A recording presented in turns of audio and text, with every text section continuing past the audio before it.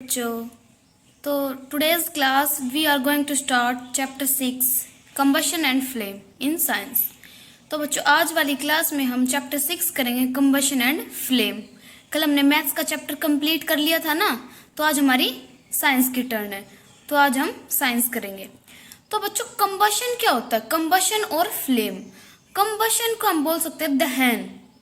कोई चीज जल रही है, कंबस्ट हो रही है, तो हो गया दहन, कंबशन। फ्लेम होता है ज्वाला, लपट, ज्योति, एक्सेट्रा एक्सेट्रा भी बोल सकते हो आप। ठीक है, तो कंबशन एंड फ्लेम देखो, we use different kinds of fuel for various purpose at home. हम अलग अलग काइंड्स के, अलग अलग प्रकार के फ्यूल, ईंधन यूज करते हैं वेरियस पर्पस के लिए अपने घरों के अंदर। In industry and for running automobiles. Automobiles होता है बच्चों यातायात के साधन। ठीक है, तो इंडस्ट्री में या फिर ऑटोमोबाइल्स को रन करने के लिए भी हमें फ्यूल की आवश्यकता होती है ना। तो can you name a few fuel used in Holmes. हम क्या कुछ नाम बस बता सकते हैं जो फ्यूल हमारे घर के अंदर यूज होते हैं। देखो, एलपीजी एक फ्यूल है ना, और एलपीजी किस में होता है? सिलेंडर में, है ना। तो एक आधा और आप बता सकते हैं नेम। उसके बाद आता है Your list will contain fuels like cow dung, wood, coal, charcoal, petrol, diesel, compressed natural gas, etc. etc. तो देखो, ये आप इन्होंने नाम बता दिए, काउ डंग, वुड, कोयल, चारकोल, पेट्रोल, डीजल और सीएनजी, यह इन्होंने बता दिए। अब उसके बाद बोला है व्हाट इज कंबशन। फिर बात आती है कंबशन की। कंबशन क्या होता है? Recall the activity of burning of magnesium ribbon perform in class 7th। आपको क्लास 7th में कोई मैग्नीशियम का रिबन बर्न करते हुए दिखाया हुआ, सॉरी उसको भूल जाओ आप अभी। We learn that magnesium burns to form magnesium oxide and produce heat and light. जैसा कि 6.1 में आप देख सकते हैं। देखो, ये बर्निंग ऑफ मैग्नीशियम, मैग्नीशियम को बर्न करा जा रहा है। ठीक है, देखो, तो जब हम मैग्नीशियम ऑक्साइड को बर्न करेंगे तो वो क्या प्रोड्यूस करेगा? हीट और लाइट, जैसा कि आप 6.1 में आपने अभी देखा है। उसके बाद आता है कंबशन होता क्या है? A chemical process in which a substance reacts with oxygen to give off heat is called combustion. वो केमिकल प्रोसेस जिसमें सब्सटेंस रिएक्ट करता हो ऑक्सीजन के साथ और हीट निकालता हो, हीट प्रोड्यूस करता हो, उस प्रोसेस को हम क्या नाम देंगे? कंबशन का। क्या नाम देंगे बच्चों? Combustion. A chemical process in which a substance react with oxygen to give off heat is called combustion. Understand? Next, the substance that undergo combustion is said to be combustible. वो substance जो combustion के through undergo होता है, उस substance को हमने क्या नाम दिया? Combustible substance. ठीक है, it is also called a fuel. उसको हम फ्यूल का नाम भी दे सकते हैं। द फ्यूल में भी सॉलिड, लिक्विड और गैस। फ्यूल हमारा ठोस भी हो सकता है, तरल पदार्थ में भी हो सकता है, या फिर गैसियस फॉर्म में भी हो सकता है। ठीक है, sometimes light is also given of during combustion. कुछ बार क्या होता है, लाइट ऑफ हो जाती है कंबशन के through, either as a flame or as a glow, या फिर वो फ्लेम हो या फिर वो ग्लो करता हो। ठीक है, अब देखो, ये कुछ एक्टिविटी आपको करवा रखी है बच्चों, आप सेल्फ कर लेना, यानी खुद कर लेना। ठीक है, ये वाली एक्टिविटी। अब नेक्स्ट पेज पे आइए, देखिए, you might have heard that when the cloth of a person catches fire. आपने कभी देखा होगा कि किसी व्यक्ति के कपड़ों में आग लग गई है। The person is covered with a blanket to extinguish fire. जैसे कि आप इसमें देख सकते हैं, यदि किसी व्यक्ति के कपड़ों में आग लग जाती है तो उसको ब्लैंकेट यानी कि कंबल में उसको रैप कर दिया जाता है। ठीक है, लपेट दिया जाता है, ये आपको दिखा रखा है। Blanket wrapped around a person whose cloth caught fire. क्यों किया जाता? आपसे ये पूछा जाए तो ये रहा question, can you guess why? क्यों? मैं बताती हूँ, चलो क्यों किया जाता है। तो बच्चों, इसलिए किया जाता है ताकि उस तक ऑक्सीजन ना पहुंच पाए और ज्यादा आग आगे ना बढ़ सके। इस पैराग्राफ में आपको यही बताया गया है। ठीक है, अब इसमें आप आगे देख सकते हैं कि एक फॉरेस्ट फायर में आग लगी है, फॉरेस्ट फायर। ठीक है, during extreme heat of summer at some places dry grass catches fire कर सकती है। ठीक है, अब नेक्स्ट टॉपिक देखो, हमारा नेक्स्ट टॉपिक है इग्निशन टेम्परेचर। इग्निशन टेम्परेचर क्या होता है? The lowest temperature at which a substance catches fire is called its ignition temperature. वो लोएस्ट टेम्परेचर, वो कम से कम तापमान जिसपे सब्सटेंस पदार्थ फायर यानी कि आग को पकड़ता है, ठीक है, उसको बोलेंगे हम इग्निशन टेम्परेचर। तो वो कम से कम टेम्परेचर जिसमें कोई पदार्थ फायर कैच करता हो, ठीक है, उसको बोलेंगे हम ignition temperature. The lowest temperature at which a substance catches fire is called its ignition temperature. ये आपको एग्जाम में आता है कि इग्निशन टेम्परेचर क्या होता है। तो the lowest temperature at which a substance catches fire is called its ignition temperature. ठीक है, अब नेक्स्ट टॉपिक देखो क्या है आपका, फिर ये एक्टिविटी ये आप खुद करोगे, सेल्फ ट्राई।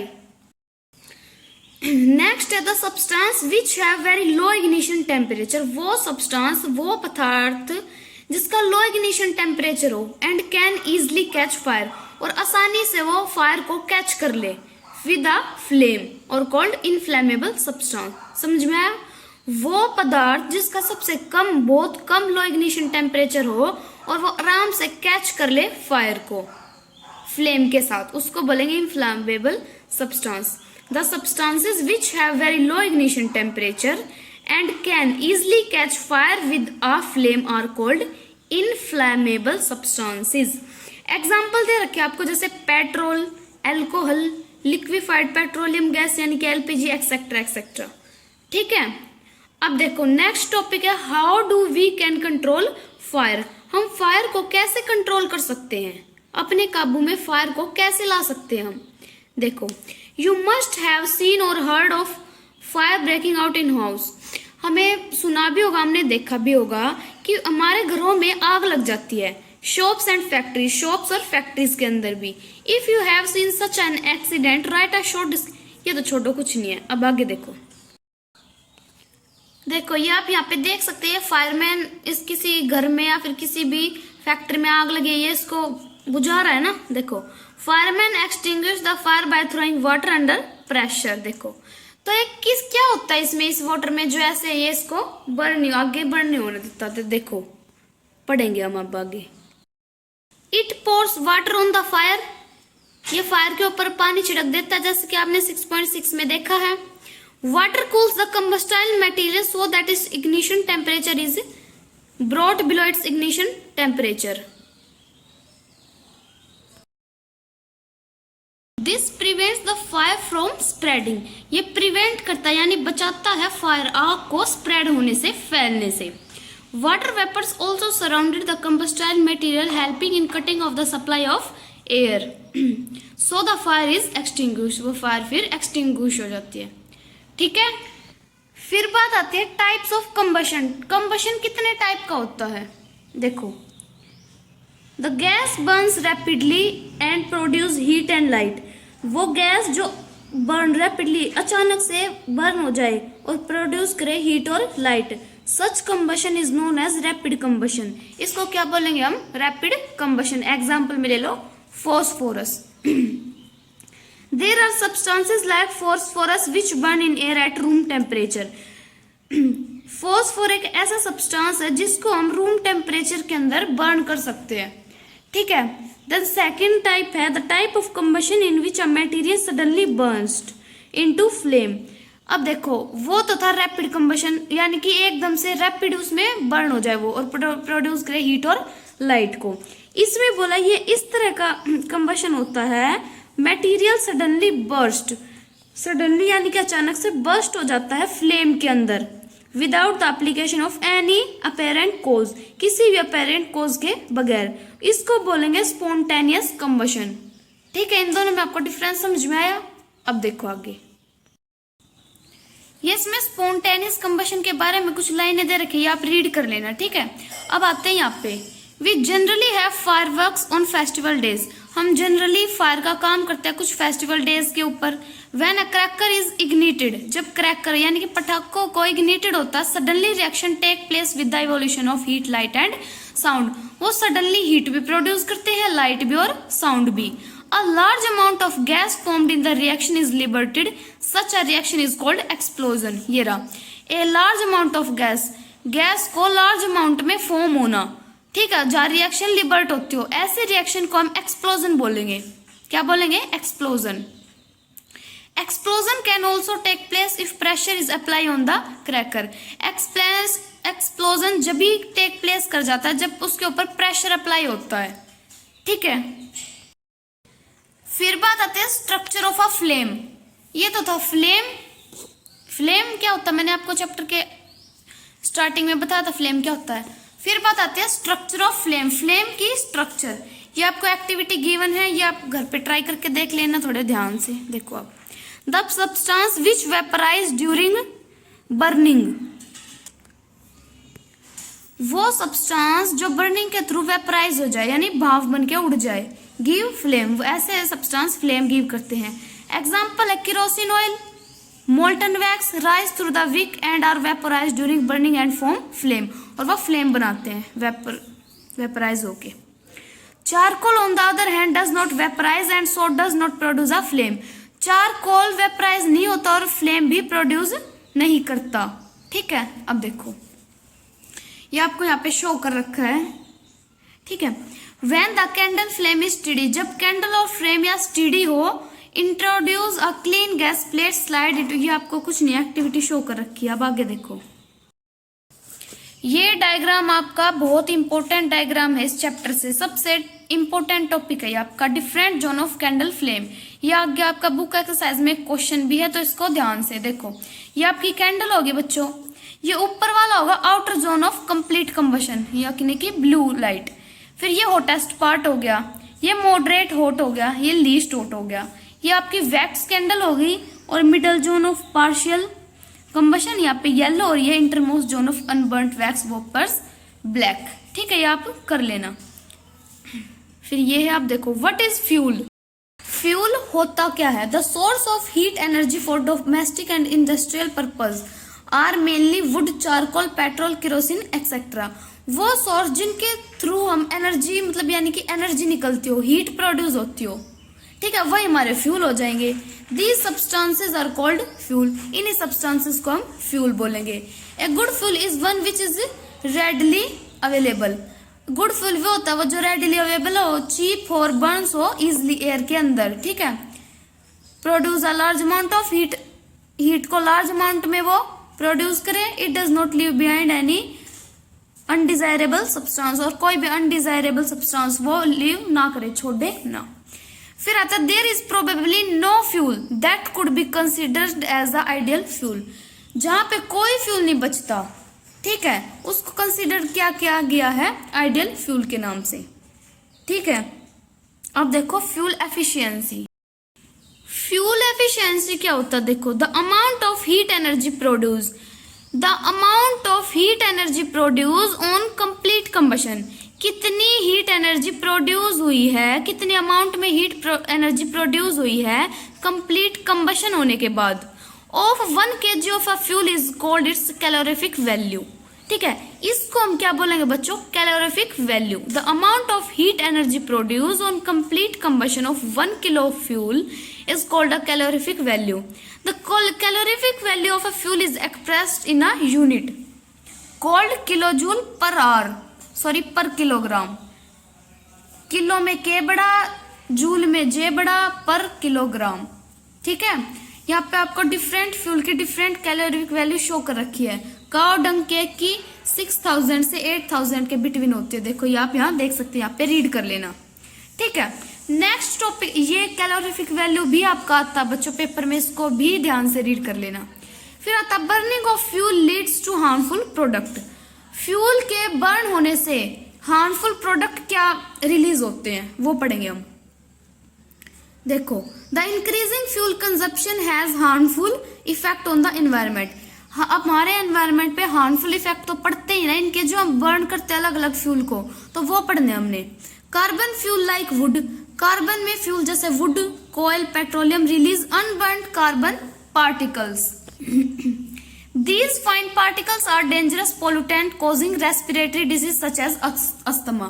वो फाइन पार्टिकल्स जो कार्बन फ्यूल से यानी कि प्रोड्यूस होते हैं अनबर्न कार्बन पार्टिकल्स, ठीक है, वो डेंजरस पोल्यूटेंट्स होते हैं जो कि कोज क्या करते हैं, रेस्पिरेटरी डिसीज, यानी कि सांस लेने में वो दिक्कत करते हैं।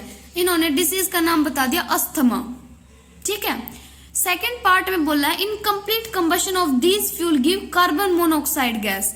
इनकम्प्लीट कंबशन की वजह से जो फ्यूल थोड़ा बच जाता है वो कार्बन मोनोऑक्साइड गैस को रिलीज करता है। It is a very poisonous gas, ये भी वेरी पॉइजनस गैस है, डेंजरस भी है क्लोज रूम के अंदर। The carbon monoxide gas produce can kill person sleeping in that room. यदि